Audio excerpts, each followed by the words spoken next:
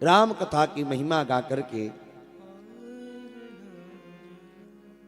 भोलेनाथ कहते हैं देवी पर एक बात नहीं मोहि सुहाई, एक बात मुझे समझ में नहीं आई।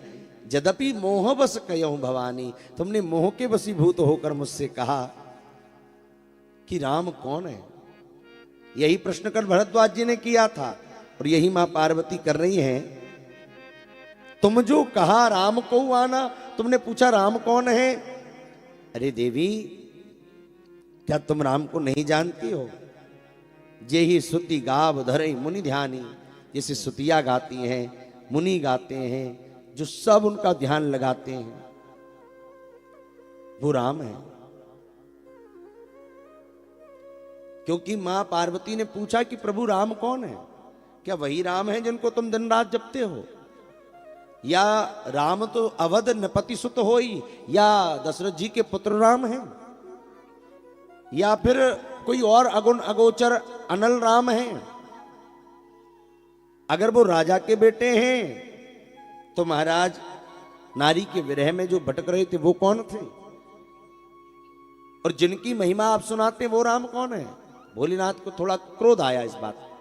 हालांकि ये कहा कि देवी ये तुम्हारा मोह नहीं है, ये दुनिया का मोह है। भगवान ने पूरे जगत के लोगों को डांटते हुए कहा कि कहीं ही सुनई अस अधम नर ग्रसे जे मोह पिशाच। ऐसे अधम नर ऐसा सोचते हैं देवी कि राम कौन है, जिनको मोह हो गया है, जिसे पिशाचों ने ग्रस लिया है। पाखंडी हरि विमुख जान ही झूठ न साच, न वो झूठ जानते न सच जानते हैं। ऐसे पाखंडी लोग ही ऐसा प्रश्न करते हैं कि राम कौन है। कुछ लोग वो कबीरदास जी का दोहा पढ़ के आ जाते हैं, हालांकि वो कबीरदास जी ने लिखा ही नहीं है, पर बोलेंगे महाराज दोहा लिखा है, एक राम दशरथ का बेटा, एक राम घट घट में बैठा, एक राम का जगत पसारा, एक राम है जग से न्यारा, बोलो कौन सा राम तुम्हारा। कौन सा राम है प्रभु। दशरथ जी का बेटा राम अलग है क्या, ये जगत को जिसने बनाया वो राम अलग है, जो घट घट में बैठा वो राम अलग है, या जग से जो न्यारा वो राम अलग है। महात्मा से किसी ने ये प्रश्न कहा तो उन्होंने कहा एक बात बताओ, तुम्हें बाप कितने हैं। वो बोला अरे कैसी बात करते हो, एक ही है। बोले नहीं हमें तो लगता 4-5 है। बोले क्यों। बोले एक बाप तेरी दादी का बेटा, एक बाप तेरी बुआ का भाई, एक बाप पति तेरी माँ का, और एक बाप तेरे नानी का जमाई। अब बता तेरे कितने बाप भाई। वो बोला महाराज बाप तो एक ही है, पर आपने 4 प्रश्न कर दिए। बुआ का भाई भी वही है, दादी का बेटा भी वही है, नानी का जमाई भी वही है, माँ का पति भी वही है। बोले बस जैसे सब बराबर आके वही है ना, ऐसे ही तुम कितने ही कहो कि राम कौन है ये कौन है, बराबर हो के राम एक ही है, कोई अंतर नहीं दिखा। और पार्वती तुमने कहा कि वो अगुण है कि सगुण है कि निर्गुण है, तो सुनो अगुण ही सगुण ही नहीं कछु भेदा, गावहि मुनि पुराण बुध वेदा। देवी सगुण भी वही है और निर्गुण भी वही है। निर्गुण सगुण में कोई अंतर नहीं है, कोई निर्गुण के उपासक है कोई सगुण के उपासक है। भोलेनाथ ने दृष्टांत भी दिया, कैसे। बोले अगुण अरूप अलख अजजोई, भगत प्रेम बस सगुण सो होई। जो अगुण है वही भगतों के प्रेम के लिए सगुण होकर आ जाता है। जो निर्गुण के उपासक हैं उनको भगवान तक पहुंचना पड़ता है, और जो सगुण के उपासक हैं भगवान उन तक पहुंच जाते हैं। अवतार लेते हैं, अवतरणिका सीढ़ी होती है, सीढ़ी का एक नाम है संस्कृत में अवतरणिका।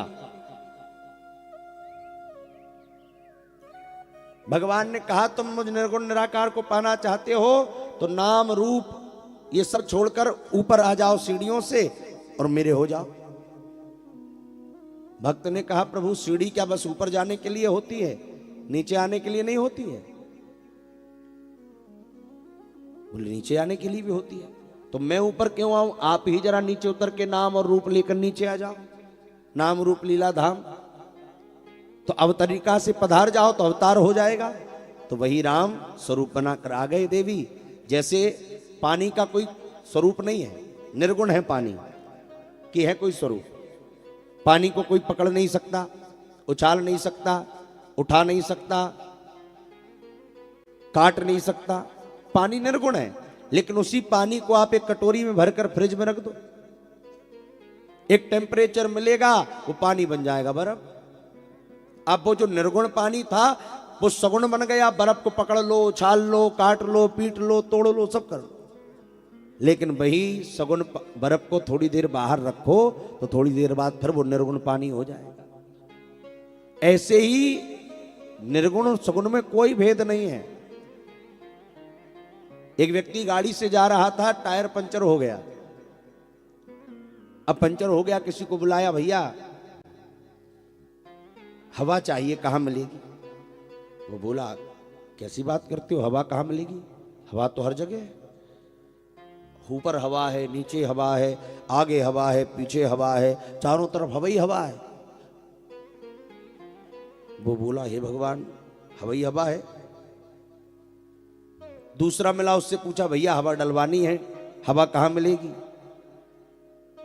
बोले, बिल्कुल मिल जाएगी। अब उसके पहिए में हवा नहीं है, लोग हवा के ज्ञान दे रहे हैं। एक बोला, हवा तो तुम्हारे अंदर ही है, हवा तुम्हारे अंदर ना हो तुम श्वास ही ना ले पाओ। हवा तुम्हारे अंदर है, हवा मेरे अंदर है, हवा तो तुम ही हो। सांस है तो आस है, हवा है। बोला, पहला मिला था तो कह रहा था बाहर हवा है, ये दूसरा मिला कह रहा अंदर हवा है। अरे इस टायर में हवा कैसे लगेगी, ये कोई नहीं बता रहा है। दूसरे से पीछा छुड़ा के आगे गया। देखो, किसी को प्यास लगी हो और कोई पानी का ज्ञान दे तो पानी की ज्ञान से प्यास नहीं बुझती कि अरे भैया पानी बड़ा अच्छा होता है, बड़ा सुंदर होता है, गिलास में भर लो, ऐसा सोचो तुमने पी लिया तो क्या प्यास बुझ जाएगी? पानी के ज्ञान से प्यास नहीं बुझती, अपितु पानी के मिलने से प्यास बुझती है।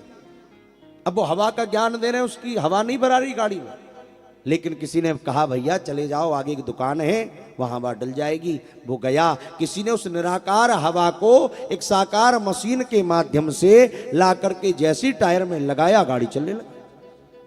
जो हवा निर्गुण थी, निराकार थी, उसे साकार बना दिया, टायर में हवा आ गई, गाड़ी चलने लगी।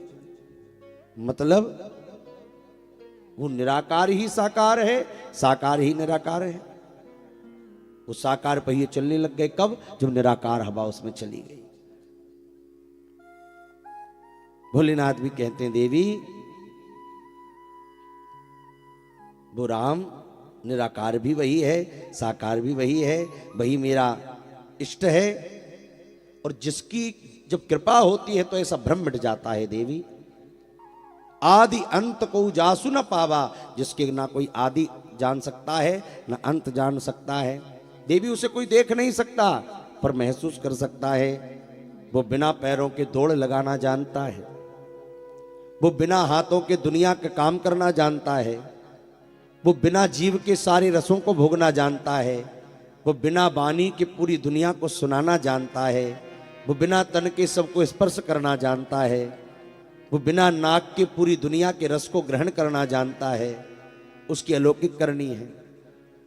बिनु पद चलई सुनहि बिनु गाना, बिनु पद चल